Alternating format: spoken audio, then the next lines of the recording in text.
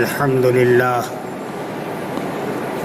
للہ وحدہ من لا نبی بعدہ فاعوذ باللہ من الشیطان الرجیم بسم اللہ الرحمن الرحیم انا نحن نزلنا الذکر وانا له لحافظون صدق اللہ العظیم اللہم صل علی سیدنا و مولانا محمد وعلی آلہ وصحبہ وبارک وسلم کما تحب و ترضى عدد ما تحب و ترضى۔ واجب الاحترام بزرگ اور دینی بھائیوں، قرآن کریم اللہ تعالیٰ کی سچی کتاب ہے، اور ہم مسلمانوں کا یہ عقیدہ ہے کہ قرآن کریم جس طرح اللہ کی طرف سے نازل ہوا آج بھی اسی حالت میں موجود ہے اور انشاءاللہ قیامت تک موجود رہے گا۔ قرآن کے اندر نہ کوئی رد و بدل ہوا ہے اور نہ ہوگا، حتیٰ کہ کسی صورت کا بدل جانا یا کسی آیت کا بدل جانا یہ تو بہت بڑی بات ہے۔ ایک حرف بھی یا زبر زیر پیش بھی ادھر سے ادھر نہیں ہوا، اور دنیا کے اندر بہت سے ایسے لوگ پیدا ہوئے جنہوں نے قرآن کو بدلنے کی کوشش کری یا بالکل ختم کرنے کی کوشش کری، لیکن آج بھی الحمدللہ قرآن اپنی صحیح حالت میں موجود ہے اور موجود رہے گا۔ جب قرآن نہیں ہوگا تو دنیا بھی ختم۔ تو ہم مسلمانوں کا یہ عقیدہ ہے۔ اب آپ نے حال حال میں سنا ہوگا ایک بدمعاش نے قرآن کے اوپر اعتراض کیا، اور پورے قرآن کے اوپر نہیں بلکہ قرآن کی چند آیتوں کو لے کر، جن کی تعداد 26 ہے، اور صرف اعتراض نہیں کیا اس نے، بلکہ اس نے بھارت کی سپریم کورٹ کے اندر ایک یاچیکا داخل کی، ایک عرضی داخل کی، اور اس عرضی کے اندر اس نے یہ لکھا کہ قرآن کریم کے اندر 26 آیتیں ایسی ہیں جو انسان کو جہادی بننے کی تعلیم دیتی ہیں، یعنی آتنکوادی بننے کی، قتل و غارت گری، لڑنا جھگڑنا، مارنا پیٹنا۔ لہذا ملک کے فائدے کے لیے قرآن کی ان 26 آیتوں پر پابندی لگانی چاہیے۔ یہ اس بدمعاش نے یاچیکا عدالت کو دی، پھر اس کے خلاف اسی کی برادری کے، اسی کے طبقے کے لوگ سڑکوں پر آئے اور اس کے خلاف مظاہرے کیے اور اپنے غصے کا اظہار کیا۔ بہرحال وہ سب ایک دکھاوا ہے۔ آپ کے سامنے میں جو بات کر رہا ہوں، میرا مقصد صرف یہ ہے کہ آپ اس بات کو سمجھ لیں، وہ جس طبقے سے، جس مذہب سے تعلق رکھتا ہے، اس پورے مذہب کا عقیدہ یہ ہے کہ موجودہ قرآن اللہ تعالیٰ کا اپنی صحیح حالت میں موجود نہیں ہے، لیکن ان کی تعداد کم ہونے کی وجہ سے اور ہم لوگوں کے بیچ میں گھل مل کے رہنے کی وجہ سے وہ اپنے اس عقیدے کا اظہار نہیں کرتے۔ جب آپ ان سے بات کریں گے تو وہ کہیں گے نہیں جی، ہم تو قرآن کو سچا مانتے ہیں، ہمیں تو قرآن پہ کوئی شک نہیں ہے، قرآن تو اللہ کی سچی کتاب ہے۔ لیکن ان کا عقیدہ یہ ہے کہ یہ قرآن صحیح حالت میں موجود نہیں ہے، اور اس کے اندر رد و بدل کیا گیا ہے۔ اور صحابہ کرام کے اوپر وہ الزام لگاتے ہیں، خصوصاً حضرت ابو بکر صدیق، حضرت عمر، حضرت عثمان غنی رضی اللہ تعالی عنہم، ان پر، کہ ان لوگوں نے قرآن کے اندر رد و بدل کرا ہے، کچھ مٹا دیا، کچھ اپنی طرف سے بڑھا دیا۔ اب آپ سب اللہ کے گھر میں بیٹھے ہیں وضو کی حالت میں، آپ سب مسلمان ہیں، آپ بھلا بتاؤ قرآن کے اندر کچھ اپنی طرف سے بڑھایا جا سکتا ہے، کچھ گھٹایا جا سکتا ہے؟ یہ کسی کے اندر اتنی طاقت نہیں، قرآن کا ایک حرف بھی ادھر سے ادھر کر دے، ایک حرف بھی، اور انشاءاللہ قیامت تک کسی حالت میں قرآن رہنا ہے انشاءاللہ۔ اب وہ جو لوگ اترے ان کے خلاف، ان سب کا عقیدہ یہ ہے، لیکن طاقت میں نہیں، اکثریت میں نہیں، بہت تھوڑے لوگ ہیں، اس لیے اپنے اس عقیدے کو وہ لوگ چھپاتے ہیں۔ اور ہمارے مسلمان بھائی انجانے میں، نا سمجھی میں، انہیں بھی مسلمان سمجھتے ہیں۔ اگر سب سے پوچھا جائے اور پورے گاؤں کے اندر شاید 80% لوگ انہیں مسلمان سمجھتے ہوں، شاید۔ اور قرآن کریم ایسی کتاب ہے کہ اگر کسی آدمی کا یہ عقیدہ ہو کہ یہ قرآن سچ نہیں ہے، یا اس قرآن کے اندر کمی کی گئی ہے، یا کچھ بڑھایا گیا ہے، وہ آدمی مسلمان نہیں ہو سکتا۔ لیکن ہم ناسمجھی میں، جانتے نہیں، سمجھتے نہیں، اور ممبروں سے جو علماء اکرام بیان کرتے ہیں، ائمہ حضرات، وہ اس تعلق سے بات نہیں کرتے۔ اور اگر کوئی اللہ کا بندہ یہ بات کرے تو کوئی ایسا کھڑا ہوتا ہے کہ جی یہ فرقہ واریت کی باتیں کیوں کر رہے؟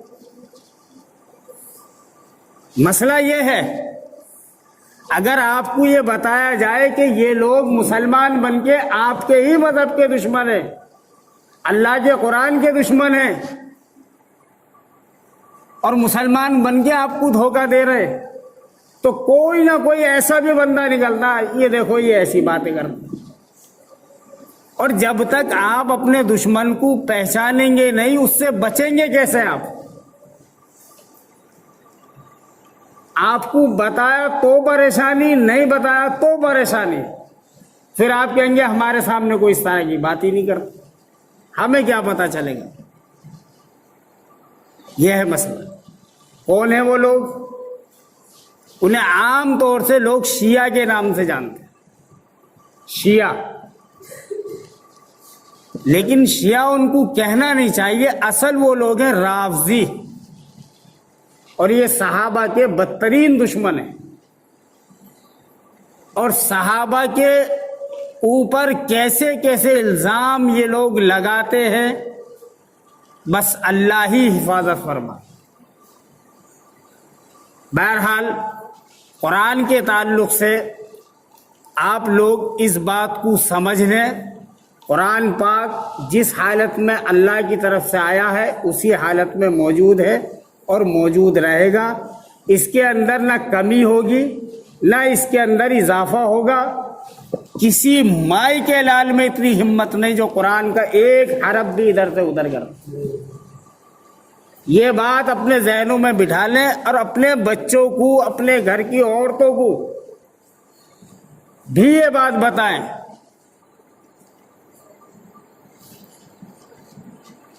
اور اسی تعلق سے آج آپ کے گاؤں کے اندر کتنی خوشی کی بات ہے، آپ کے گاؤں کے اندر 5 بچے حافظ بنے قرآن پاک کے۔ اب جن کے وہ بچے ہیں ان کے لیے تو ہے ہی خوشی کی بات، لیکن آپ اگر تھوڑا سا ٹھنڈے دل و دماغ سے سوچیں، پورے گاؤں کے لیے خوشی کی بات ہے، پورے گاؤں والوں کے لیے۔ اور اس پر اللہ کا جتنا شکر ادا کرا جائے کم ہے، جتنا شکر ادا کرا جائے وہ کم ہے۔ اب یہ جو حافظ ہوتے ہیں قرآن کے، یہی وہ لوگ ہیں جنہیں اللہ نے قرآن کی حفاظت کا ذریعہ بنایا ہے. آپ کیا سمجھ رہے ہیں حافظ کو؟ آپ سوچو ذرا.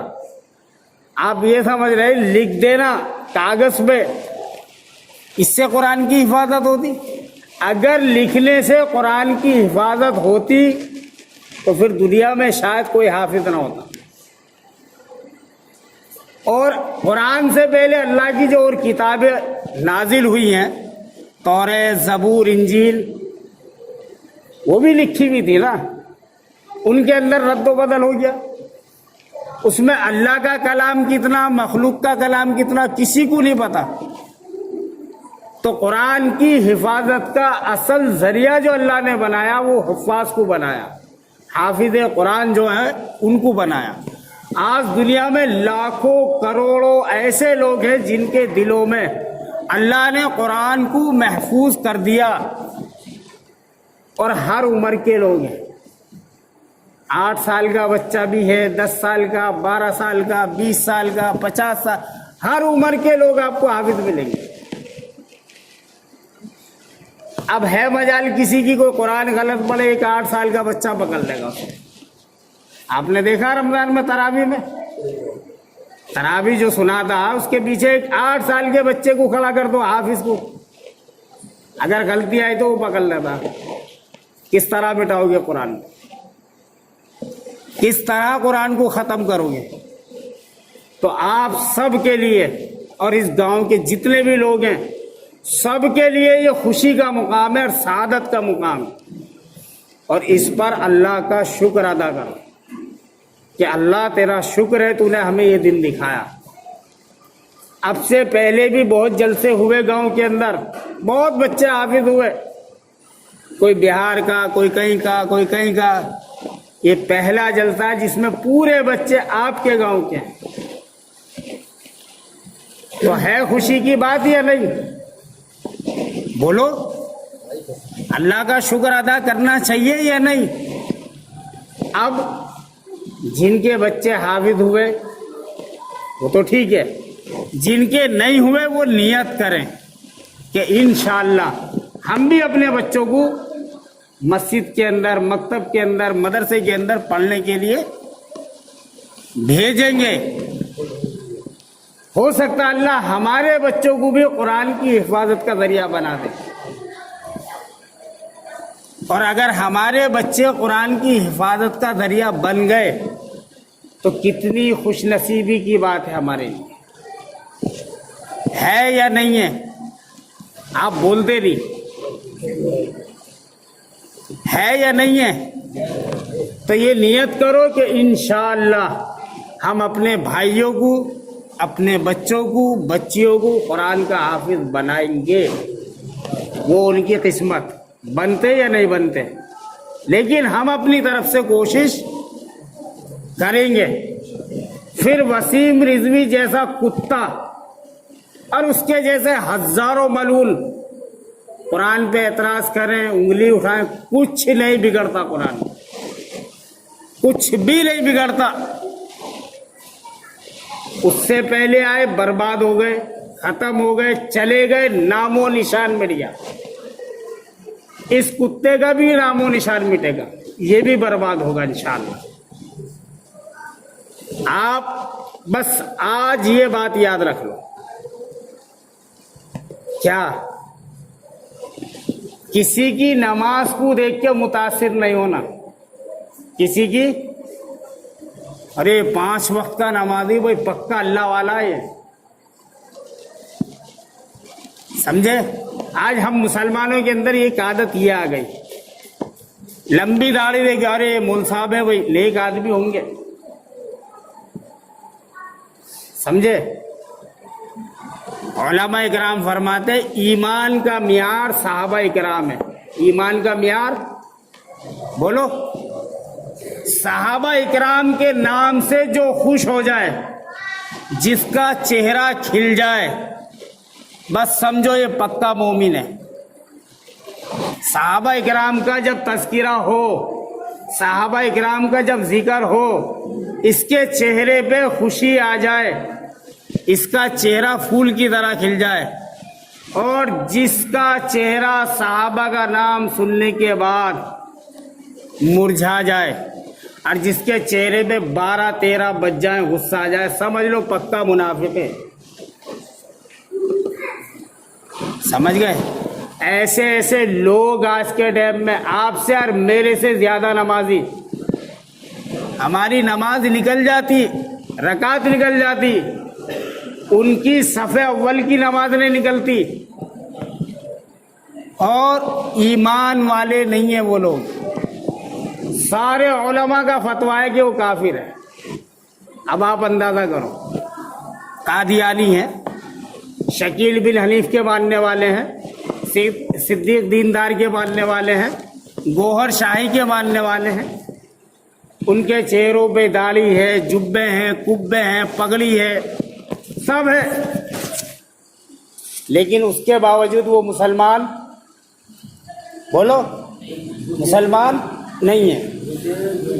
اب آپ یہ کہہ سکتے بھئی ہمارے علاقے میں نہیں ہے وہ لوگ، آپ بول سکتے ہوں گے جی آپ کے حیدرآباد میں ہوں گے، یہاں نہیں ہے۔ اس غلط فہمی میں اب مت رہنا۔ یہ موبائل دیکھ رہے ہیں آپ، یہ موبائل بتاؤ کتنے لوگوں کے پاس ہے یہ موبائل؟ ہاں؟ ہر گھر میں ہے یا ہر آدمی کے پاس ہے؟ جس کے پاس یہ ہے اس کے پاس فتنہ ہے،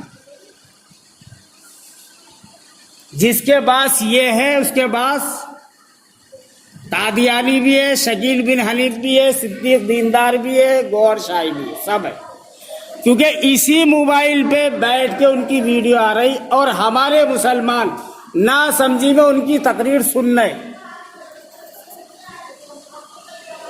تو اب آپ یہ نہیں کہہ سکتے ہمارے علاقے میں وہ لوگ نہیں ہیں، بھائی جیب میں لے کے پھر رہے ہیں ان لوگوں کو۔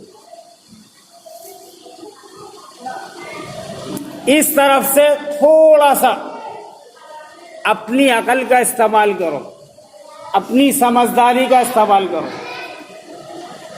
ایک محمد علی مرزا انجینئر کے نام سے یوٹیوب پہ آتا، محمد علی مرزا، اور اسکول کالج کے بچے زیادہ اس کو ہی سنتے۔ اسکول کالج میں پڑھنے والے جو بچے ہیں ہمارے مسلمان بھائی، مسلمان بچے زیادہ اس کو ہی سنتے، اور وہ بے ایمان قادیانیوں کا حمایتی ہے۔ اور بہت سارے لوگ تو ہم سے بھی کہتے ہیں ارے کیا شاندار بات کرتا جی، یہ دلیل کے ساتھ بات کرتا، دلیل کے ساتھ۔ آج ایک بات یاد رکھو، آپ حق پہ ہیں، اگر حق پہ ہونے کے لیے آپ کے پاس 100 دلیل ہیں، کتنی؟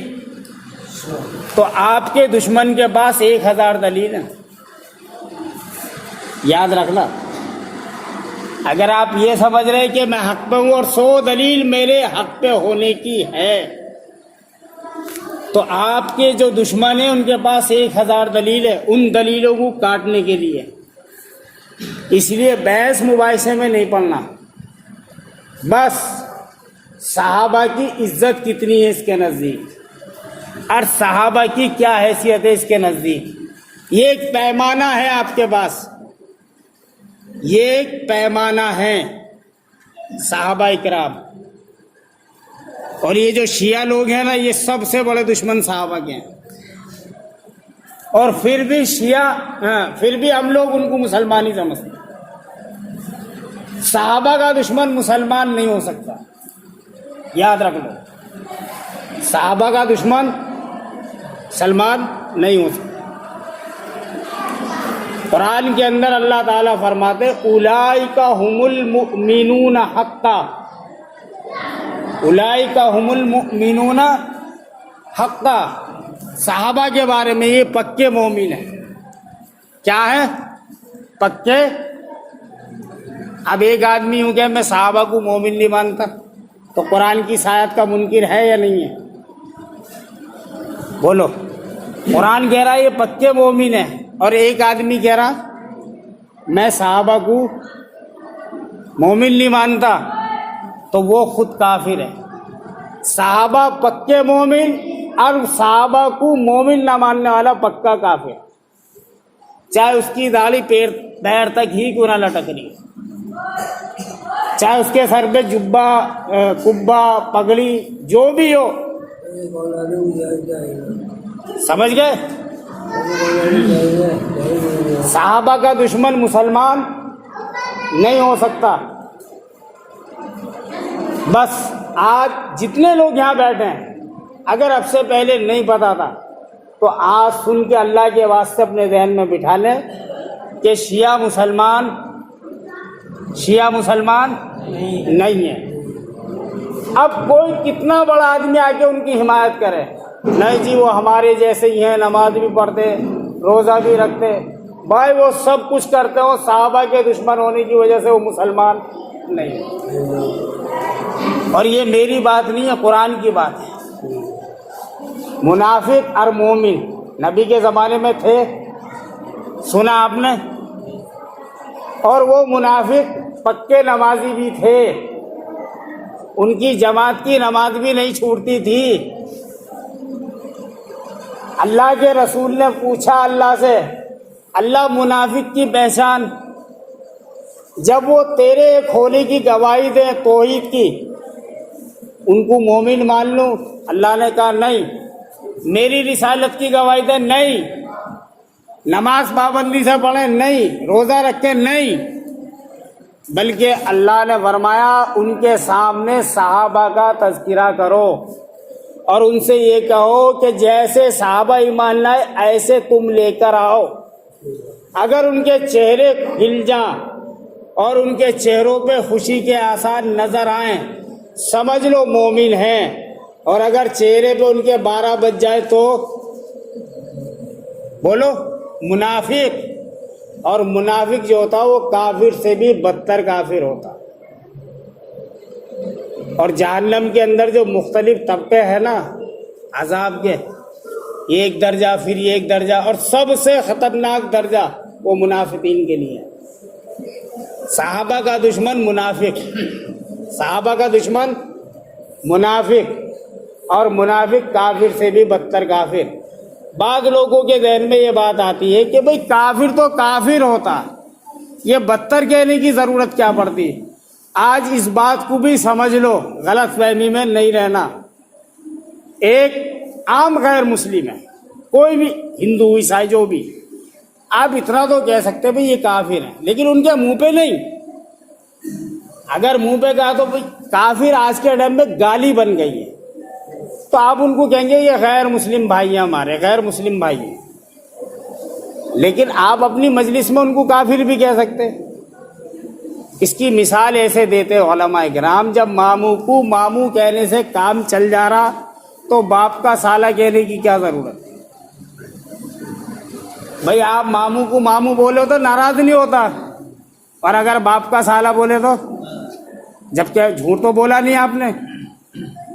بس کافر کہنے کی ضرورت نہیں غیر مسلم بھائی، لیکن وہ بدتر کافر اس لیے کبھی کسی غیر مسلم نے اللہ کے نبی کے زمانے میں حضور اکرم صلی اللہ تعالی علیہ وسلم کی کسی بیوی پر کوئی الزام نہیں لگایا، لیکن منافق اتنے بدتر ہیں، انہوں نے حضرت عائشہ رضی اللہ تعالی عنہا پہ بھی الزام لگایا۔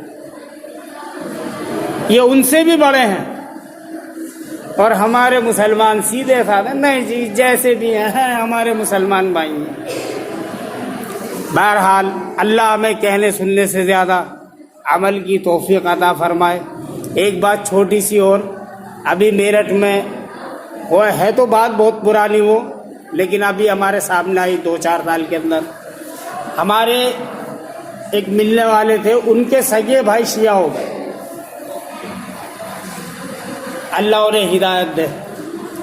جب انہیں سمجھایا، بہت سمجھایا، اور انہوں نے خوب بحث مباحثہ ہم سے کرا، وہ تو واپس نہیں آئے، لیکن وہ جو ان کے بھائی تھے، جو ہمارے دوست تھے ملنے والے، انہوں نے ہم سے بھی بگاڑ لی اپنے بھائی کی حمایت۔ انہوں نے کہا جی کسی مدرسے کے مفتی سے لکھوا کے لا دو کہ شیعہ کافر ہے۔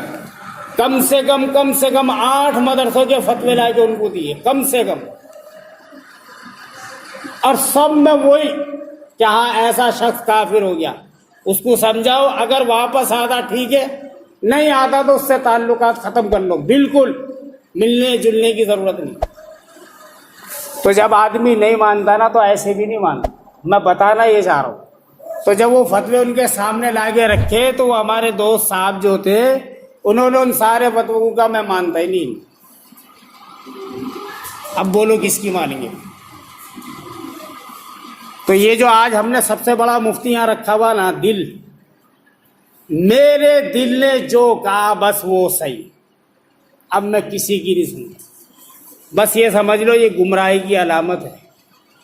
ہم اپنے علماء سے پوچھیں گے، بات صحیح نکل گئی عمل کر لیں گے، غلط نکل گئی چھوڑ دیں گے۔ اپنے دل کی نہیں ماننے کی، اپنے بڑوں سے پوچھیں، کریں گے سب انشاءاللہ۔ اور آج اپنی اپنی ضروریات سے، کام سے جلد فارغ ہو کے بڑی مسجد میں پہنچیں، اس جلسے میں شرکت کریں اور وہاں بیٹھ کر اللہ سے دعا بھی کریں، اللہ یہ دن ہمیں بار بار دکھائے۔ ہمارے گاؤں کے اندر یہ علم کی ہوا چلنی چاہیے اور گھر گھر کے اندر حافظ قرآن اور عالم دین ہونے چاہیے۔ کبھی سنتا تھا میں کسی گاؤں کے بارے میں گھر گھر میں حافظ ہوں، انشاءاللہ مجھے امید اللہ کی ذات سے اگر ایسے ہی چلتا رہا جیسے اب چل رہا اس گاؤں کا نظام، ایک دن ایسا آئے گا لوگ کہیں گے پیپلی کھیڑے کے اندر گھر گھر کے اندر حافظ، انشاءاللہ سب کریں گے۔ اللہ ہمیں کہنے سننے سے زیادہ عمل کی توفیق عطا فرمائے۔ وآخر دعوانا الحمدللہ رب العالمین۔